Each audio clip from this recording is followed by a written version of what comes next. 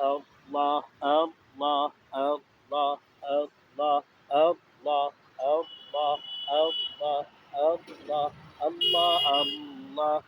क्या मुबारक नाम है अल्लाह अल्लाह आशिक़ू का कम है अल्लाह अल्लाह अल्लाह अल्लाह আল্লাহ আল্লাহ জিকির করা। যে আল্লাহ এটা কার নাম? এটা আমাদের স্রষ্টার নাম, এটা আমাদের প্রভুর নাম, যিনি আমাদেরকে সৃষ্টি করেছেন। আমরা মানুষ, আল্লাহ তাআলা যদি চাইতেন আমাদেরকে কুকুর বানাতে পারতেন, সিগাল বানাতে পারতেন, শয়তান, খ্রিস্টান, বৌদ্ধ, নাসারা বানাতে পারতেন।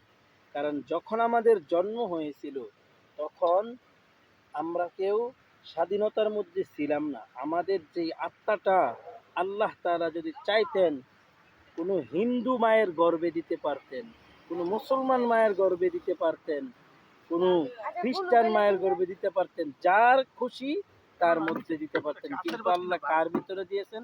একজন মুসলমান মায়ের গর্ভে দান করেছেন। এই জন্য আজকে আমরা মুসলমান হয়ে দুনিয়াতে আসলাম।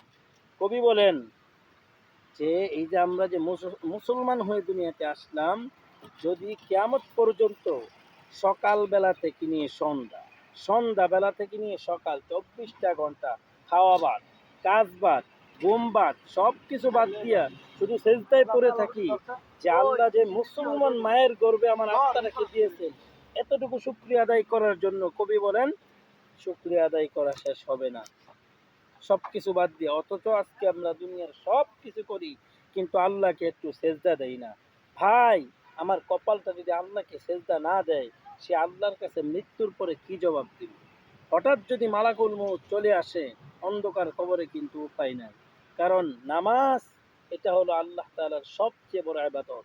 আল্লাহু আকবার। আর আল্লাহর জিকির আমরা বেশি বেশি করতে পারলে কি হবে? মৃত্যুর সময় আল্লাহর নাম জবানে বের হবে। কারণ কি?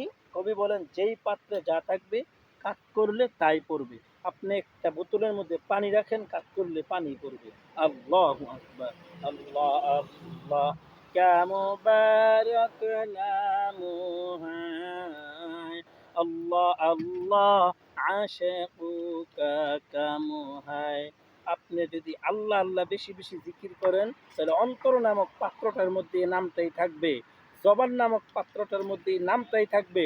যখন আজরাইল আসবে, মালাকুল মউত আসবে, মৃত্যুর সর্বশেষ নিঃশ্বাস যখন বের হবে, আপনার জবানে আল্লাহর নামই বের হবে। সুবহানাল্লাহ।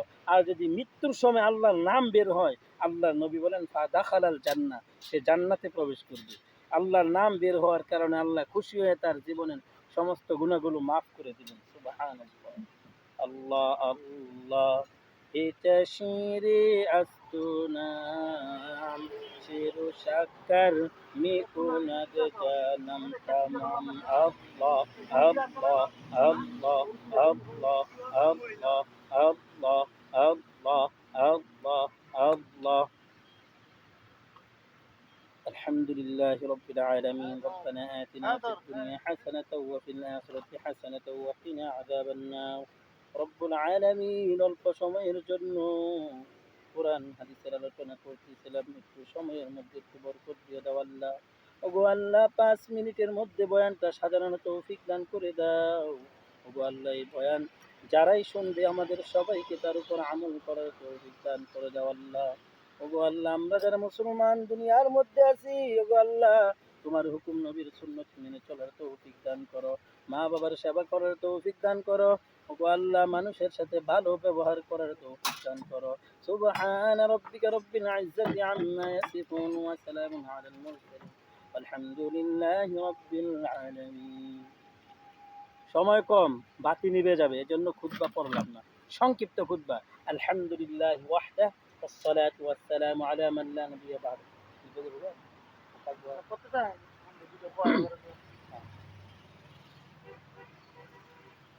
واعبدوا الله ولا تشركوا به شيئا وبالوالدين إحسانا. আল্লাহ তাআলা বলেন ওয়া'বুদুল্লাহ, তোমরা আল্লাহ তাআলার ইবাদত করো, লা তুশরিকু বিহি, তার সাথে কাউকে শরীক করবা না, ওয়াবিল ওয়ালিদাইন ইহসানা, এবং তোমরা মা বাবার সেবা করো। আর আজকে আমরা কি করতেছি?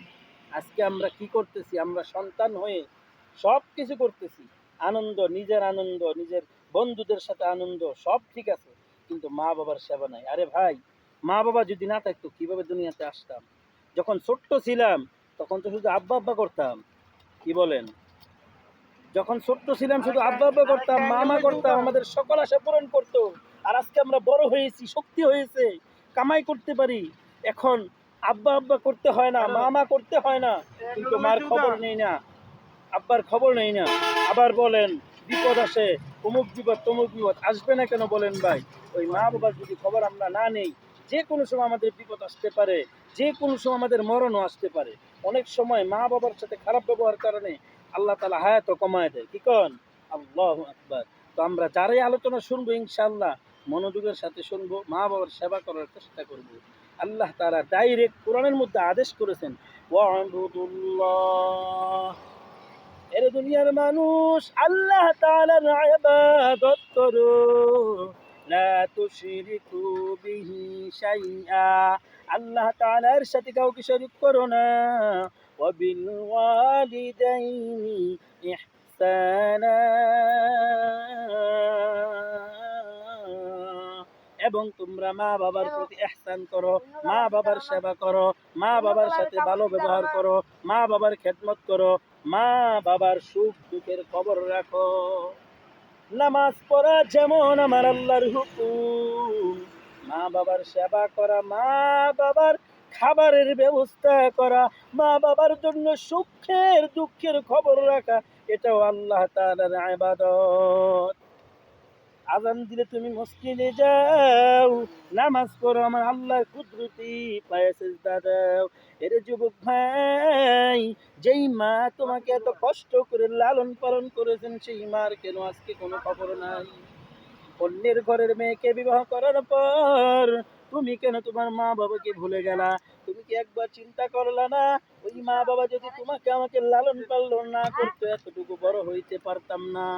এরে ভাই, এখনো সময় আছে, আজকে থেকেই মা বাবার সেবা করার চেষ্টা করো। অতীতে মা বাবার সাথে যে খারাপ ব্যবহার করেছো তার জন্য ক্ষমা চাও। মা বাবার কাছে যদি ক্ষমা চাও, আমার আল্লাহ খুশি হয়ে যাবে। মা বাবার কাছে যদি ক্ষমা চাও, আমার নবী খুশি হয়ে যাবে রে ভাই। মা বাবার কাছে যদি ক্ষমা চাও, আমার আল্লাহ আমার নবী খুশি হইয়া তোমার আমার নাম জাহান্নামের খাতা থেকে মুছে দিয়ে জান্নাতের খাতার মধ্যে লিখে দিতে পারে। সুবহানাল্লাহ। আল্লাহ আল্লাহ क्या मुबारक नाम है, আল্লাহ আল্লাহ আশিকুকা কাম হয়, আল্লাহ আল্লাহ এটা শিরি আস্তুনাম, শিরু শাকার মিকুনাদ জানাম তামাম। আমার আল্লাহর অনেক দয়া, আমার আল্লাহ বড় দয়াবান, আমার আল্লাহ বড় দয়ার সাগর। আমার আল্লাহর জন্য যদি তুমি নামাজ পড়ো, আমার আল্লাহ খুশি হবে। আমার আল্লাহর জন্য যদি মা বাবার সেবা করো, আমার আল্লাহ খুশি হবে। আমার আল্লাহর জন্য যদি আমার নবীর সুন্নত মেনে চলো, আমার আল্লাহ খুশি হবে। বলা যায় না রে ভাই, রাস্তাঘাটে কত যুবক অ্যাক্সিডেন্টে মারা যায়। নেটের মধ্যে ঢুকে দেখো, ইউটিউব চ্যানেলে দেখো, ফেসবুকে দেখো, কত মানুষের অ্যাক্সিডেন্টে মৃত্যু হয়। এরে ভাই, এখন থেকেই নামাজের নিয়ত করো, মা বাবার সেবা করার চেষ্টা করো। আর যদি মা বাবাকে কষ্ট দেও, মা বাবাকে কষ্ট দিলে কি হয়, সময় সংক্ষিপ্ততার কারণে আলোচনা বাড়াতে পারতেছি না। মা বাবাকে কষ্ট দিলে এত বড় ক্ষতি, দুনিয়াতেও তোমার অশান্তি, পরকালেও তোমার অশান্তি। আল্লাহর নবী সাল্লাল্লাহু আলাইহি ওয়াসাল্লাম একবার রাস্তা দিয়ে যাচ্ছিলেন, হঠাৎ একটা কবর থেকে ভয়ঙ্কর আযাবের আওয়াজ, এত ভয়ঙ্কর আওয়াজ। আল্লাহর নবী সাল্লাল্লাহু আলাইহি ওয়াসাল্লাম বলেন, মালিক দয়া মায়া করে একটু দেখায়া দাও, কোন যুবকের আযাব হচ্ছে, কি আযাব হচ্ছে, একটু দেখায়া দাও। তখন আল্লাহর নবী সাল্লাল্লাহু আলাইহি ওয়াসাল্লাম তার রুহানি চক্ষু দিয়ে দেখেন, অন্তর চক্ষু দিয়ে দেখতেছেন, একটা যুবক, একটা যুবক তার শরীর থেকে আগুনে তার শরীরকে জ্বালানো হচ্ছে, আর এই জ্বলন্ত অবস্থায় তার শরীর থেকে চামড়াটা টেনে টেনে খোলা হচ্ছে। এত ভয়ঙ্কর আযাব আমার নবী দেখার পর সহ্য করতে পারেন না, চোখ বেয়ে পানি ঝরতেছে। এই যুবক এমন কি কাজ করলো, তার কবরে এত কঠিন আযাব, জ্বলন্ত অগ্নির মধ্য দিয়ে তার শরীর থেকে চামড়া খোলা হচ্ছে। আল্লাহর নবী সাল্লাল্লাহু আলাইহি ওয়াসাল্লাম বলেন, ওগো আল্লাহ, তুমি আমার এই উম্মত, এই যুবককে তুমি মাফ করে দাও। অনেকক্ষণ দোয়া করার পর আল্লাহর নবী দেখেন কবরের আযাব মাফ হয় না। আসমান থেকে আওয়াজ আসলো, গো আমার নবীজি, ও গো আমার বন্ধু, আপনি শুনিয়া নেন, আপনি মুহাম্মদ কেন আজ থেকে দুনিয়ার শুরু থেকে নিয়ে আজ পর্যন্ত 1,00,000 বা 2,24,000 পয়গম্বর যত আমি দুনিয়ার মধ্যে প্রেরণ করেছি, ওগো আমার বন্ধু, সবাইকে নিয়ে যদি আপনি আমার আল্লাহর দরবারে হাত তুলে নেন, আমি আল্লাহ এই যুবকের আযাব মাফ করব না, যতক্ষণ পর্যন্ত এই যুবককে তার মা ক্ষমা না করবে। এর যুবক ভাই, এত ভয়ঙ্কর আযাব মাকে কষ্ট দেওয়ার কারণে হয়েছে। আমার আল্লাহ মা যদি ক্ষমা না করে, এই যুবকের আযাব মাফ করবে না। এর যুবক ভাই, আমাদের মরণ কখন আসে কারো জানা নাই। কবি বলেন, বাতি নাই রে, সাথী নাই রে কবরে, একা একা কেমনে থাকবো সেই ঘরে, কবরের ঘর একাকী ঘর জাননি, কবরেরই জন্য কিছু করলেনি। বাবারে, কবি কি বলেন? ও যুবক বাবারা, ও আমার মুসলমান মা বোনেরা, একটু লক্ষ্য করে শুনেন কবি কি বলেন। ওই কবরের মধ্যে বাতিও নাই, সাথীও নাই। ওই কবরের মধ্যে বাতিও নাই, সাথীও নাই। ওই কবরের মধ্যে এক ঠিক আছে ভাই, ওই কবরের মধ্যে বাতিও নাই, সাথীও নাই। যখন তুমি আর আমি মারা যাব, সাদা কাফনের কাপড় পরায়া তোমাকে আমাকে অন্ধকার কবরের মাটির নিচে শুয়ায়া সবাই চলে যাবে যার যার বাড়ি। এটা যুবক ভাই লক্ষ্য করে শুনো, অন্তর দিয়ে শুনো। এরে মুসলমান মা বোন, লক্ষ্য করে শোনেন, অন্তর দিয়ে শোনেন।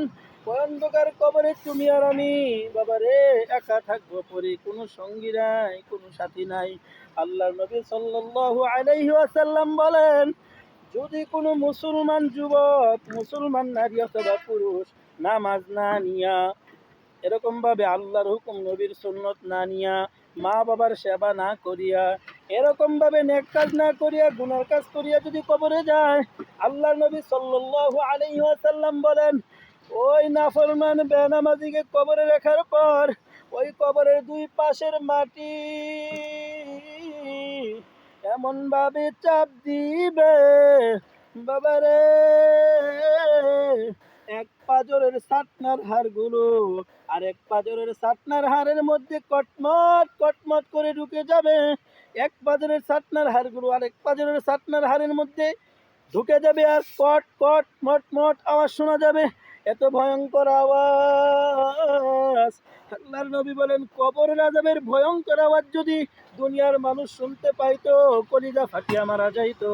বাবারে, 2 দিনের দুনিয়া, কখন জানি কার মরণ আসে কারো জানা নাই, কখন জানি কার মরণ আসে কারো জানা নাই।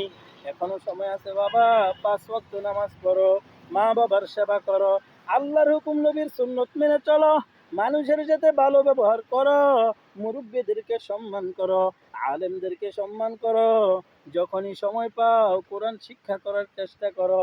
আর বাবা রে, আর যারা মুসলমান আছো, মা বোনেরা যাদের সন্তান আছে, সন্তানকে কোরআন শিক্ষা দাও। কারণ যদি কোরআন শিক্ষা না দাও, কিয়ামতের দিন কি হবে জানো? যেই সন্তানকে আজকে তুমি এত আদর করে স্কুলে নাও, সকালবেলা ঘুম থেকে ওইটা সুন্দর মেয়েটাকে, সুন্দর ছেলেটাকে রিক্সার মধ্যে নিয়ে কিন্ডার গার্ডেনে নিয়ে যাও, বাবা রে, ওই সুন্দর মেয়ে, ওই সুন্দর ছেলে কিয়ামতের দিন তোমার জন্য জাহান্নামে নেওয়ার জন্য আল্লাহর কাছে বিচার দায়ের করবে। আল্লাহ, জাহান্নামে যাব তো মা বাবাকে নিয়েই যাব, কারণ তারা আমাকে শিখায় নাই। বাবারে, এখনো সময় আছে। ও মুসলমান মা বোনেরা, নিজেদের সন্তানদেরকে আগে কোরআন শিক্ষা দাও, তারপরে ইঞ্জিনিয়ার বানাও, ডাক্তার বানাও, যা খুশি বানাও। আল্লাহ তাআলা আমাদের সবাইকে যে আলোচনা হলো আমল করার তৌফিক দান করুন। আমরা যারাই শুনলাম, শুনবো, এই আলোচনার উপর আমল করার চেষ্টা করব ইনশাআল্লাহ। আল্লাহ তাআলা আমাদের সবাইকে এই আলোচনাগুলো মেনে চলার তৌফিক দান করুক। আল্লাহুম্মা আমিন। ওয়া আখির দাওয়ানা আলহামদুলিল্লাহি রাব্বিল আলামিন।